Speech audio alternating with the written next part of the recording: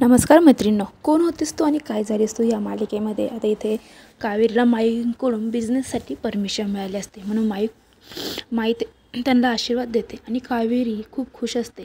कावेरी तिच्या जावेवर बोलत असते की फायनली आपल्याला माईंचा आशीर्वाद मिळाला आणि आजपासून आपण आपला बिझनेस स्टार्ट करायचा. तर माई हे सर्वच ऐकत असते. माई म्हणते, हे बघा, मी तुम्हाला परमिशन दिली, पण तुमच्याकडून थोडी जरी चुकी झाली ना, तर मी तुमचा हा बिझनेस करण्याचा माझा निर्णय परत पाठीमागे घेईन.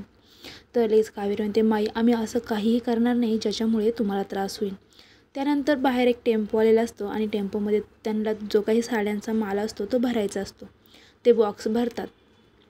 बॉक्स भरल्यानंतर कावेरी हे अचानक त्या टेम्पोमध्ये अडकली जाते आणि तिला बाहेर येताच येत नाही. बाहेरून कुणीतरी दरवाजा लॉक करून घेतो आणि तिचं तोंडही तिथे बांधून ठेवतात, त्यामुळे तिला ओरडताही येत नाही.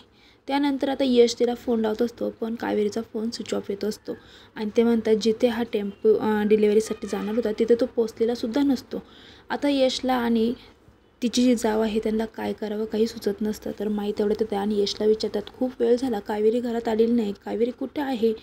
तर लगेच सर्वजण म्हणतात, आम्हाला माहिती नाही आहे. माझं जे कावेरीवर घरातले जळणार आहे ते म्हणणे, कुठे गेली असणार, गेली असं कुठंतरी हिंडायला. रात्रीचे 12 वाजले पण कावेरीचा अजून घरात तपास नाही आहे.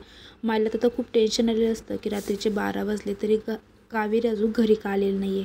तर आता माई नेमकी कावेरीला कोणती शिक्षा देईल हे जाणून घेण्यासाठी पुढील एपिसोड बघा आणि त्यासाठी चॅनल सबस्क्राईब करा, व्हिडिओ लाईक करा. थँक्यू.